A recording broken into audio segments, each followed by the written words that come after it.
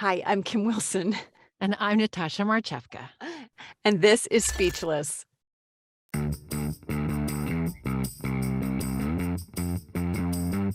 Speechless.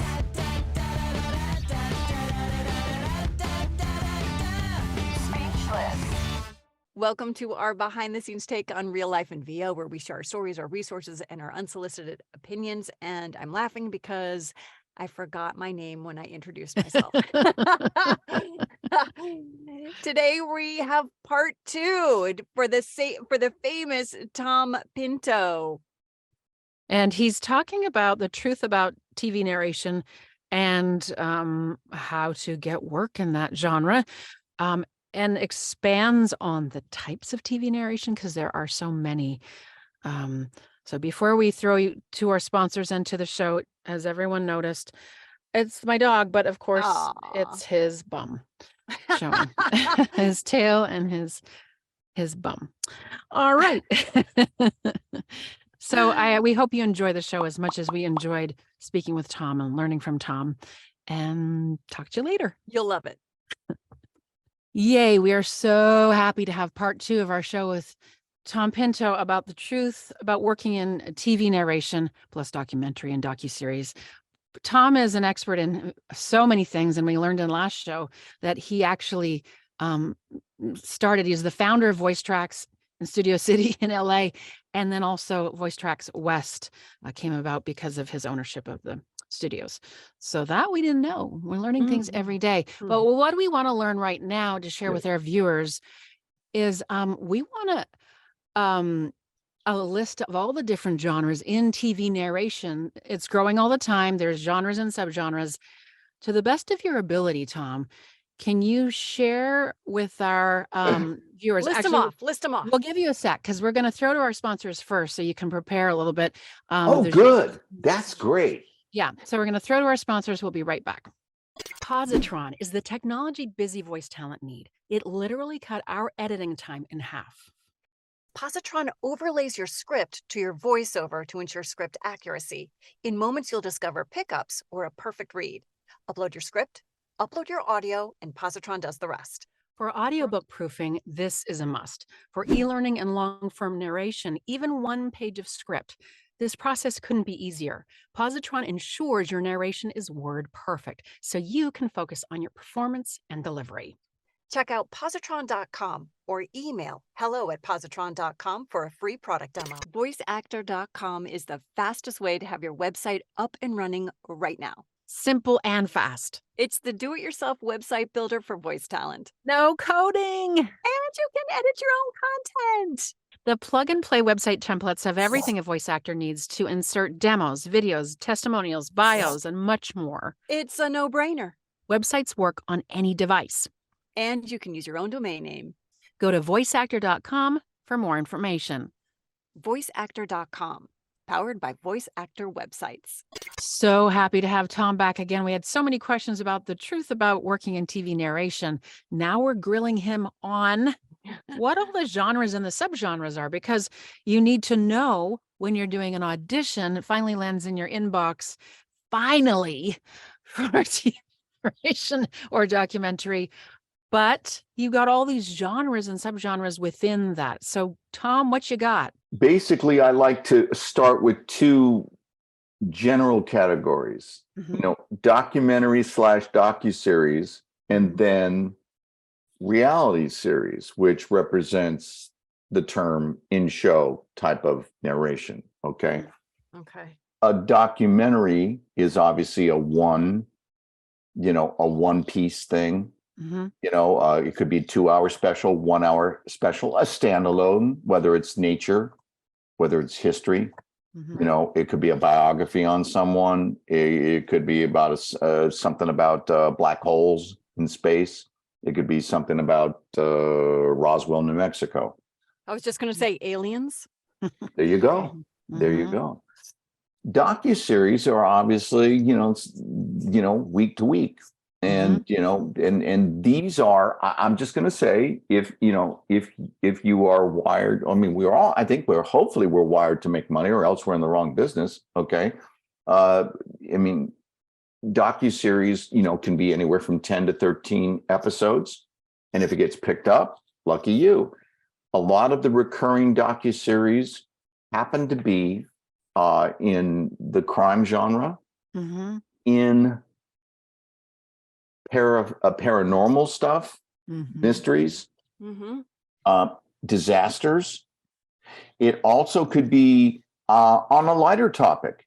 There's a docuseries that Food That Built America. And love it. Right. And I think they are going to have a second season. I didn't get it, but I don't know who got it. But the point is that, everything from pizza to, fried chicken to whatever. So it doesn't necessarily have to be all heavy handed.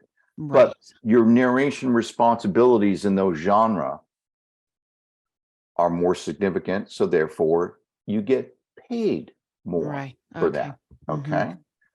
But if you shift to reality series, which for all of you out there who really say, well, I'd like to be more active, I'd like to work more, and opportunities, this is where the most opportunities are.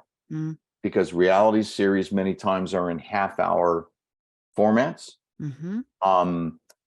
There's something that really get produced for that specific network with that kind of flavor, the feel, when somebody's pitching it, they'll say, that's very TLC, we want that, or that's HGTV. Oh, this is DIY more than HTV or whatever. So I'm going to start out with, maybe the most pleasant of the reality series, be non-contrived reality, i.e., we follow a family who lives above the Arctic Circle. No one's faking, right? Non-contrived reality. Yeah. Nobody's saying, okay, I want you to get on that iceberg and pretend like you're slipping. No. And get in a fight with your husband. Exactly. Well, that's later on, Kim. Okay. But there's actually a step. There's family reality is next. Structured drama. It could be a show like Sister Wives. It could be a show like Pawn Stars, which is, it's a family of people that do this. Okay. I Am Jazz, the young, oh God, I don't want to blow this. She's a young woman. She's a trans woman. Okay. And she knew it from very early age. Jazz, right. I Am Jazz. So that's her name, right. Right. So there's that. Now, then you've got competitive reality. And I'll just say that this one definitely requires narrators most of the time. Because while with the competition, you've got producers prompting people saying, hey, why don't you go over there and be pissed off with him? Okay. Or why don't you say, hey, you've got my ratchet there. I need to do it in order to fix this car. Something like Top Gear. Okay. So these are specific areas of, people enjoy competition. It could even be food competition. But usually these competitive realities might be, they've also got a show where the people that are going to repo a car, it's like it's a race to see who repos it first. That kind of stuff. Okay. Quirky reality, which I've done some. I did a series called Outrageous 911. It's stupid 911 calls. Okay. I probably would have loved that show. I have to tell you something, Kim. If you get a chance to go, you go online, forget my narration. They have, when we're done with each story, they'll play in just a random stupid 911 call. These are all real. It was very, very funny. Okay. How about Sex Sent Me to the ER? That's the best reality show. There you go. Quirky reality. And that I love that show. That one is one of the funniest ones ever. All right. We get into, I'm going to call this non-dramatic reality. That's upbeat. DIY, HGTV, Flip This House, property builders, Mm. building in paradise, or Sale of Two Cities, or House Hunters International. Centers. Those don't have heavy duty narration responsibilities, but many of those shows end up being more than one season. I can't explain why, but it just seems to be. Because we love them. We love watching them. Well, and guess what? And I think that people sometimes want something that's not going to annoy them. Yeah, there's that. Yeah, like Sex Sent Me to the ER. That's the best one. It's going to come all down to that, people. Okay, Kim. when you go into an audition, what do you look for within the script and the specs to prepare for it? You know, you have to consider the genre, of course. Yeah. Take us through that process, because you just went over the genres. Now take us through the process of. All right. But first, we're throwing to our sponsors. We're leaving our listeners hanging a little bit so they're salivating at your answer, Tom. There's nothing like a good old fashioned tease. Yeah. Sex Sent Me to the ER. Thank you, Kim. We'll be right back. Hi there, I'm Danny States. I'm the founder of VOICEOVERVIEW, and I just want to invite you to give us a try. We offer a 30-day free trial. We are the business tracking and management system designed by voice actors for voice actors. It's a great platform for you to manage and control your voiceover business. Voice talent need quiet. For us, quiet comes in the form of a STUDIOBRICKS booth. Now, we've recorded in closets, and nothing against closets, but with families and the need to raise our game, we both independently bought a STUDIOBRICKS. I love my booth because when clients see it on Zoom, they know I'm the real deal. But also, I feel more professional in it. And I like STUDIOBRICKS because it's whisper quiet in my noisy neighborhood, and also is gorgeous. Right? I have a STUDIOBRICKS 1. And I have the voiceover edition. I want that. Head over to STUDIOBRICKS.com. World-class sound isolation booths, high-quality materials, less environmental burden. Okay, we're back with my sensei, my narration sensei, Thom Pinto. Before we cut him off with his last question. Before Kim cut him off. Thom has a few more genres to share with you, and then we want to know how he approaches a script. Not a small question. Thom, what you got? Yeah, well, I'm just continuing in these two are reality series. Okay. Travel and entertainment. Right. Okay. I mean, it could be something about would that be like top 10 beaches across the world? Is that travel? Yeah. Good. He's touching his nose for those and listening. pointing at me. Exactly. That's right. Okay. Also, there's a show that E does, Red Carpet Stars. Okay. Right. So, there's things like that. I know that Marriage, when they decided to reboot E Entertainment show, I mean, she became the new narrator on that. So that's also a recurring gig kind of thing, which is cool. And for a network that's been on for a long time, if they like it, you're right. Tosh, people will continue to watch it and there will be extra seasons. The final one is, believe it or not, game shows. A lot of game shows need a little bit of a thread. As a matter of fact, on a show called The Wall, the NBC dramatic homo voice, Dorian Harewood, you might remember him from his days. He was in Roots. That's really where he got his start. But he's been a voiceover guy, he's been the NBC dramatic promo guy. He's been saying Law and Order SVU for 15 years now. Anyway, wow. But he does the in-show stuff for The Wall. Later on, Tosh is going to have to hope that her husband guesses the right thing. Will he go for the guaranteed money or for the money that's on the wall? What I do when I'm sizing up an audition, there are two factors. I mean, first of all, I start with my own 9 considerations, which is something that anybody who has studied with me knows. that there are several things that I look through to say, and these things help me from giving the phone in read. Right. Okay. It always helps me. Now, this list of 9, and there's almost 10 if you want to call it, and I don't want to list them right now. No, it's secret sauce, proprietary. But I'm going to give 3 to start. Oh, cool. Okay. That's generous. All right. I always try to say, what is the purpose of this documentary? Yep. I mean, why is anyone going to watch this show about Fort Lauderdale? Well, we've done Fort Lauderdale. We've gone back in the history and all that. Well, actually, Fort Lauderdale's in trouble. That's what this show's about. Oh.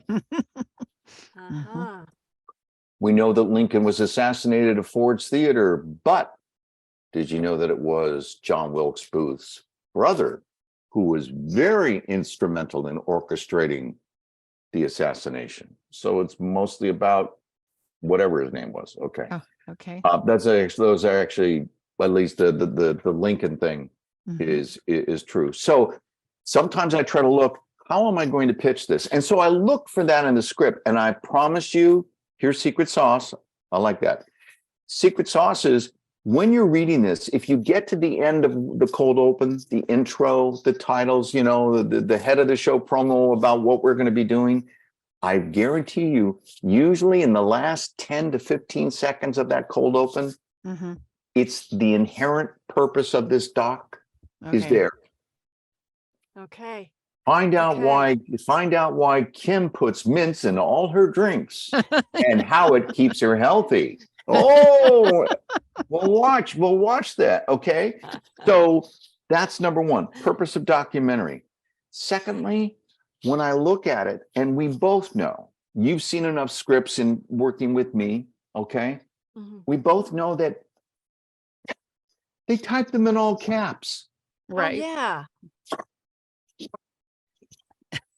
Yeah. Someone's screaming at me. Right. Exactly. And I lose all nuance. So I try to go through and look at it. I know it sounds crazy. I try to look at the script and say, what if this were uppercase and lowercase? Take my time.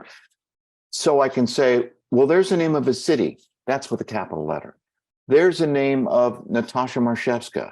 That's capital. Those are capital letters. So I want to do something there. Okay. I see. There's a date, August. Oh, capital letter. Okay. So uppercase, lowercase. That's number 1. In order to decide what things are important, people, places, dates, times, those things are important. Okay. But then as you dig deeper, as I'm going through again, and I'll do that lousy sound effect, I look for the visual shifts. Okay. As opposed to, I'm going to run this down. I'm going to look at it and say, new topic. Different topic. We're no longer talking about the bear. We're talking about the snake. Duh. Right. A vocal shift. A visual shift equals a vocal shift. But it's amazing when things are laid out like that and people go, oh, I need to kind of say in that same narrative tone. And I don't want to be too big and I don't want to be too broad, because I was told don't be too big, too broad. And I'll go, wrong workshop. Exactly. This is TV narration where, as we know, ladies, they want to hear us. Yes. Yeah. So that was the biggest thing for me to get over in my journey of narration, television narration, was that people want to hear me. What? It took me 10 years to learn how to back away from the mic, and now I'm learning to embrace it. I know. It's great though. It is liberating, because it's liberating. You get a chance to say, wait a minute, I'm not over the top. I'm just being me. Yeah. I mean, if you're truly engaged, or you're like, oh my God, I was so dark on that crime thing. Was I too angry? It's like, you know what? Somebody in the audience is angry about this mass murder. Yeah. So that's fine. I would say the third thing is, when you're looking at the script, there's going to be a line, and hopefully there's going to be a line that you really like. You say, "Ooh, this is good. Oh, this is juicy. Oh, this is poignant. Ooh, this is dramatic." It's your moment. Okay. And I bet the writer knows it's a moment too. So when I write something, you know, I'm working on a little screenplay situation, whatever it may be, it's like, wait a minute, this isn't just an informational thing. This is the beat where the father says, you know what, I need you to back the you know what off. Okay. So we want to land there. We want to resonate with that. So I say, find a line that you really gravitate toward, that you think is that, and that may be, it could be the essence of your character. Whatever you do, you have to make sure that whatever you're building to, that line doesn't sound like, oh, I'm going to do that line. No, it's something that's gonna, did you like that? Come on down. Yeah. So those are 3 things that I do. That is a brilliant way I think he to gave us end the 4. show. Yeah. What a moment with you. What? Several moments. Thank you, Tom. We love you so much. You're welcome. But that was so much great Likewise. information. And if you don't know Tom, you do now, and you know so much about TV narration. And scratch you the need surface. to look up Sex Sent Me to the ER. I'm just saying. Oh my gosh. Oh my gosh. I'm just saying. It's a good show. Okay, and since we're talking VO, ask me if there's a narrator on that show. Karen, Salute. and to getting, and what did you say? To getting shit done. Fun. All right. I love it.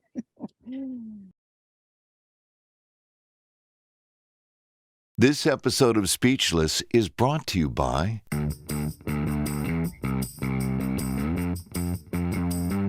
Speechless.